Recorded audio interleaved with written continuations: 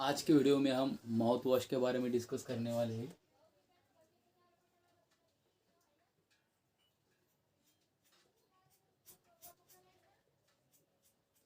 Basically mouth ऐसे preparation होते हैं जिसका यूज़ हम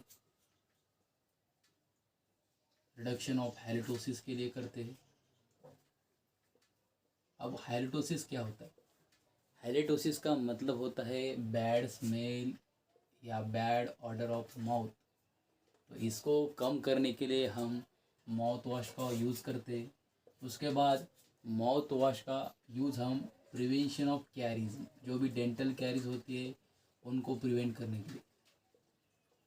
उसके बाद उनका यूज़ हम ट्रीटमेंट ऑफ इन्फेक्शन, किसी भी इन्फेक्शन को जो ओरल इन्फेक्शन हो उसको ट्रीट करने के लिए हम माउथ वॉश का यूज़ करते हैं।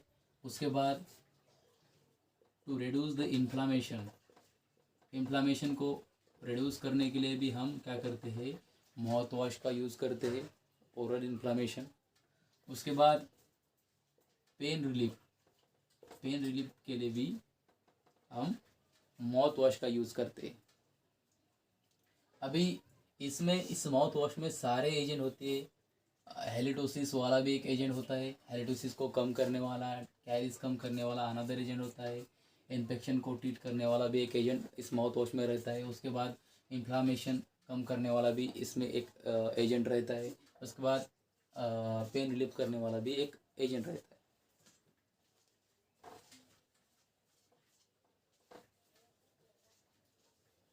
वॉश में बहुत सारे एक्टिव इंग्रेडिएंट रहते हैं।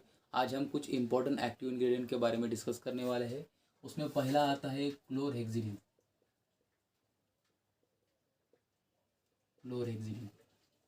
क्लोरहेक्सिडिन एक एंटीसेप्टिक एंड डिसइंफेक्टेंट है। एंटीसेप्टिक का मतलब क्या होता है? एंटीसेप्टिक मतलब जो हम लिविंग ऑब्जेक्ट को क्लीन करने के लिए या स्टेरलाइज करने के लिए जो यूज़ करते हैं उसको हम क्या कहते हैं? एंटीसेप्टिक कहते हैं।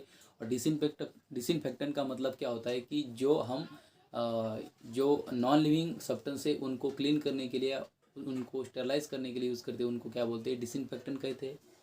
तो ये क्या है? एंटीसेप्टिक एंड डिसइंफेक्टेंट है, दोनों तरह से काम करता है।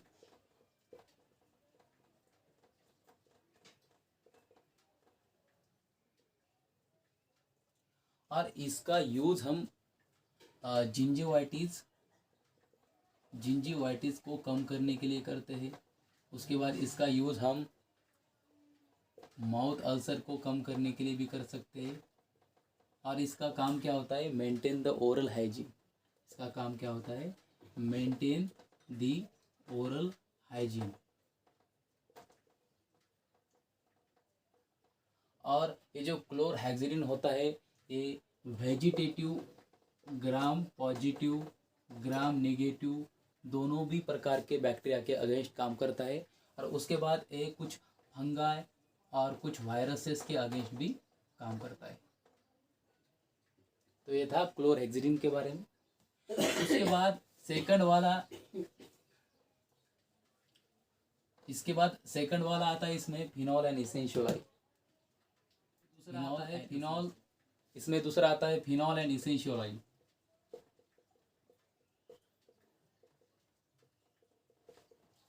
इसका यूज हम बेसिकली जिंजिवाइटिस एंड प्लेग को कम करने के लिए करते हैं। मगर इसका जो पीएच होता है वो होता है 4.3। तो जो पीएच होता है 4.3 एसिडिक होता है, आपको पता है। ये 7 से कम मतलब क्या होता है? एसिडिक। और ये क्या करता है? डेंटल इरोजन करता है। इसलिए हम इसको ज़्यादा यूज़ नहीं करते हैं। और हम जिधर यूज़ करते हैं उधर बहुत कम कॉन्सेंट्रेशन में इसका यूज़ करते हैं। उसके बाद इस फिनॉल के साथ कुछ इसेंशियल ऑयल भी हम इसमें ऐड करते हैं, जैसे कि यूकैलिप्टस ऑयल,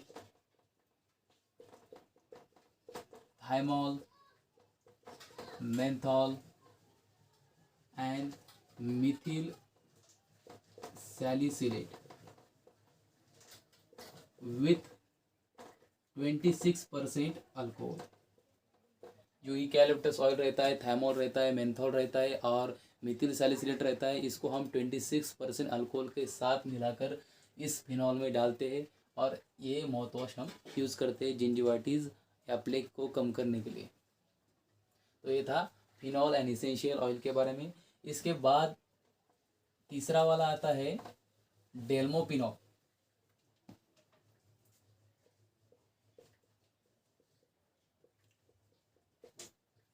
डेल्मोपिनॉल, ये जो डेल्मोपिनॉल होता है ये होता है मिथालिनो इथेनॉल, मिथालिनो इथेनॉल डेरिवेटिव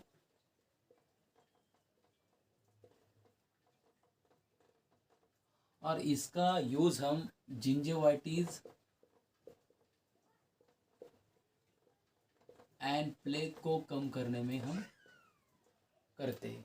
इसका यूज़ हम जिंजिवाइटिस एंड प्लेग को कम करने के लिए करते हैं। और इसका डिसएडवांटेज क्या होता है, इसका डिसएडवांटेज क्या होता है, इसका डिसएडवांटेज होता है कि नमनेस ऑफ टंग, इसका डिसएडवांटेज होता है numbness of tongue, teeth and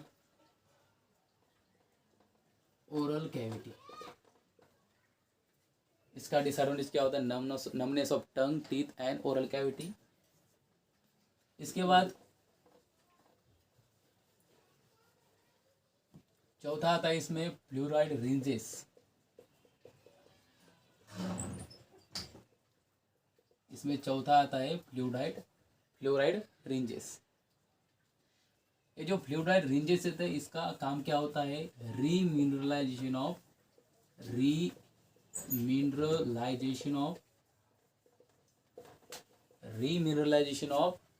dental enamel. मतलब इसका मतलब क्या होता है कि जो हमारा डेंटल इनेमल रहता है उसमें फ्लोराइड कंटेंट डालना, इसको क्या बोलते हैं, डीमिनरलाइजेशन ऑफ डेंटल इनेमल। और ये डालने के बाद हमारे इनेमल के पास एसिड रेजिस्टिंग प्रॉपर्टी आती है, एसिड रेजिस्टिंग प्रॉपर्टी आती है। ये डालने के बाद हमारे इनेमल के पास डेंटल रेजिस्टिंग प्रॉपर्टी आती है। मगर इसका डिसएडवांटेज होता है, इसकी सिस्टेमिक टॉक्सिसिटी हो सकती है एंड उसके बाद फ्लोरोसिस भी हो सकता है। ये दोनों इसके प्रॉब्लम होते हैं। तो ये था फ्लोराइड रेंजेस के बारे में। उसके बाद 5वें नंबर पे आता है, 5th नंबर पे आता है सेटिल पायरिडीनियम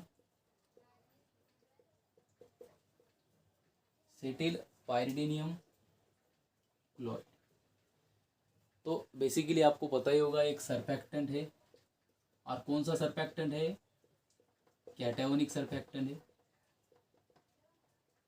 और ये काम कैसे करता है, जो भी बैक्टीरियल मेम्ब्रेन है उसको क्या करते हैं, उसके सेल मेम्ब्रेन को क्या करता है, ये डिसरप्ट करता है और डिसरप्ट करने के बाद उस सेल मेम्ब्रेन में जितने भी बैक्टीरिया के सेल मेम्ब्रेन में जितने भी सेलुलर कंपोनेंट है जो उसको सर्वाइव करने के लिए इम्पोर्टेंट होते हैं, वो क्या सेल मेम्ब्रेन से बाहर निकल जाते हैं, सेल मेम्ब्रेन से वो लीक आउट हो जाते हैं और उस कारण से उस बैक्टीरिया की मौत हो जाती है।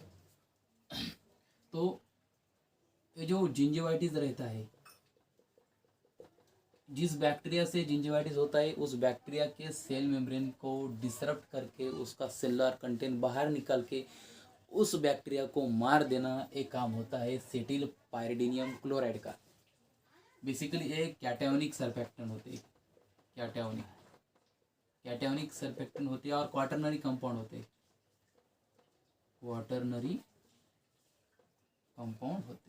तो ये था सेटिल पायरिडीनियम क्लोराइड के बारे में। उसके बाद आता है हेक्सिडिन।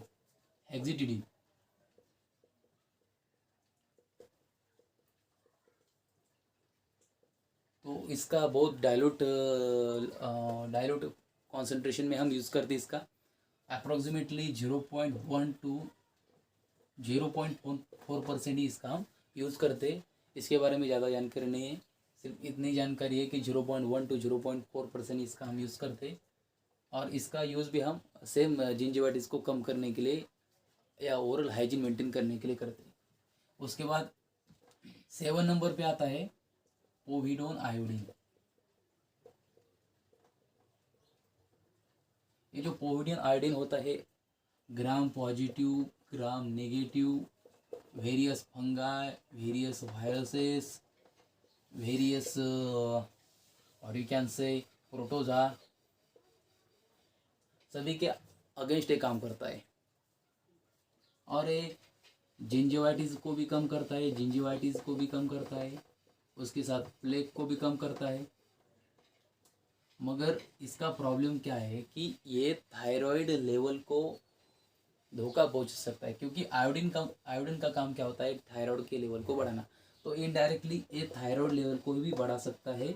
इस कारण से हम इसका ज़्यादा इस्तेमाल नहीं कर सकते। इसके ट्रीटमेंट में यही डिसएडवांटेज है, ये थायराइड लेवल को बढ़ा सकता है। तो ये था पोविडोन आयोडीन के बारे में। तो मैंने आपको माउथ वॉश के बारे में सब कुछ बता दिया, और उसमें कौन कौन से मेन इंग्रेडिएंट होते हैं उसके बारे में भी बता दिया है। अभी यही इम्पोर्टेंट है, इसमें से जो भी क्वेश्चन आएगा तो मैंने जो पढ़ा है उसमें से आएगा। Thank you for watching my video.